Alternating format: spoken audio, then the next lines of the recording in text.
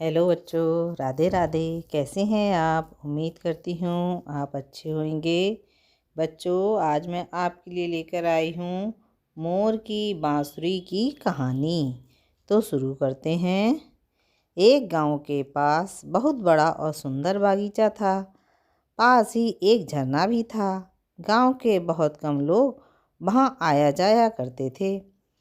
उसमें तरह तरह के फूल खिले रहते थे। उस बगीचे में तरह तरह के पक्षी रहते थे, जिनमें कोयल, मोर, कबूतर, चिड़िया चहकते रहते थे। जब भी मोर का मन नाचने का करता तो वो झरने के पास चला जाता। झरने से पानी गिरने के पास पानी की हल्की हल्की फुहार पड़ते ही मोर नाचने लगता था। वहीं पास के एक पेड़ पर एक कोयल यह सब देख रही थी। उसे देखकर कोयल कुहकुलाने लगी। कोयल की बोली सुनकर मोर को बहुत मजा आया। वह खुशी से अपने पूरे पंख फैलाकर नाचने लगा। कुछ देर बाद कोयल उड़ जाती है। मोर भी थक चुका था, वह वापस चला जाता है। अगले दिन से यह सिलसिला चलने लगता है। पेड़ पर बैठी कोयल अपनी मधुर गले से बहुत अच्छे स्वर में गाना गाती है, जिसे सुनकर मोर नाचने लगता है। दोनों को बहुत मज़ा आता है। कुछ ही दिनों में कोयल और मोर की दोस्ती हो जाती है। एक दिन मोर कोयल से पूछता है, कोयल बहन, तुम इतना अच्छी आवाज़ में कैसे कुहकुहा लेती हो? यह सुनकर कोयल कहती है, मोर भैया, ये तो सब तो ऊपर वाले की ही देन है। उन्होंने मेरे गले में इतनी मिठास भर दी है कि जब भी मैं बोलती हूँ तो मेरे कंठ से बहुत सुंदर आवाज़ निकलती है। मोर को कोयल से जलन होने लगी। वह सोचने लगा कि वह नाच तो अच्छा लेता है, अगर वह कोयल की तरह गाने भी लगे तो सब उसकी कितनी तारीफ करेंगे। काश कोयल का गला मुझे मिल जाए। इसी उधेड़ बुन में वह नाचना भी छोड़ देता है। अब वह झरने के पास जाना भी बंद कर देता है।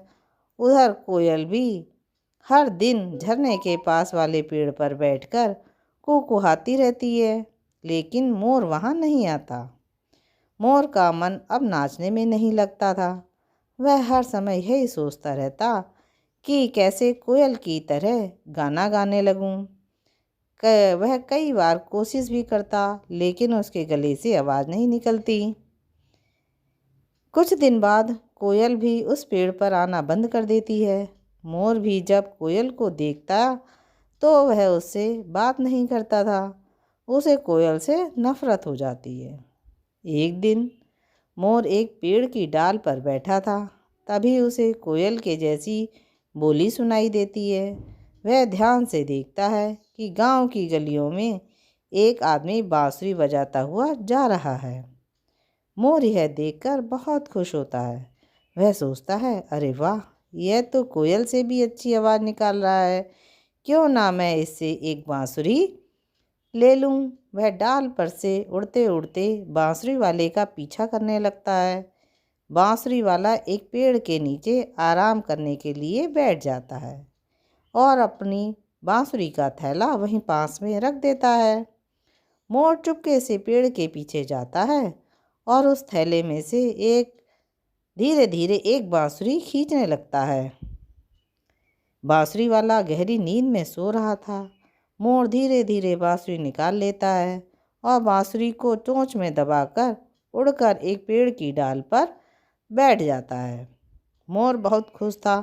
वह सोच रहा था, अब मैं नाचकर और गाकर सब पक्षियों में अच्छा बन जाऊंगा। अब उस कोयल का घमंड भी टूट जाएगा। बहुत कहती थी ऊपर वाले ने उसे ऐसा अच्छा गला दिया है, अब तो मैं उससे भी अच्छा संगीत निकाल कर दिखाऊंगा। लेकिन अब समस्या यह थी कि वह बांसुरी बजाए कैसे। बांसुरी को छोड़ता तो वह नीचे गिर जाएगी।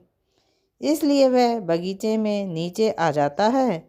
बांसुरी को ज़मीन पर रख कर उसे चोंच में दबाकर फूंक मारता है, लेकिन चोंच की दूसरी तरफ से हवा निकल जाती है, बांसुरी बज नहीं पाती।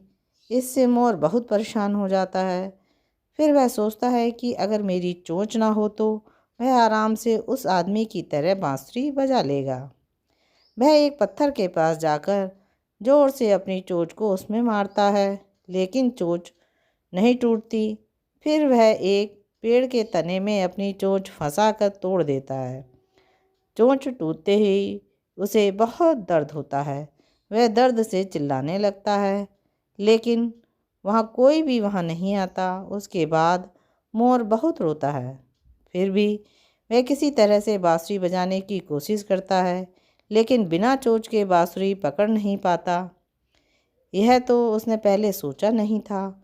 हार कर वह बांसुरी को फेंक देता है, लेकिन चोंच टूटने के कारण अब वह दाना भी नहीं चुग पा रहा था। वह परेशान सा इधर उधर भटकने लगता है। तभी कोयल की नज़र मोर पर पड़ जाती है। कोयल उसके पास जाती है। मोर, क्या हुआ भैया, ये चोंच कैसे टूट गई? मोर उसे सारी बातें बताता है। यह सुनकर कोयल उससे कहती है, भाई मैंने तो तुमसे पहले ही कहा था, ईश्वर ने जैसे जैसे बनाया है वही ठीक है। तुम सोचो, अगर मैं नाचने लगूं तो कैसी लगूंगी? ईश्वर ने मुझे काला बनाया है लेकिन आवाज़ बढ़िया दी है। तुम्हें इतना सुंदर बनाया है कि सब तुम्हें देखने को तरसते हैं।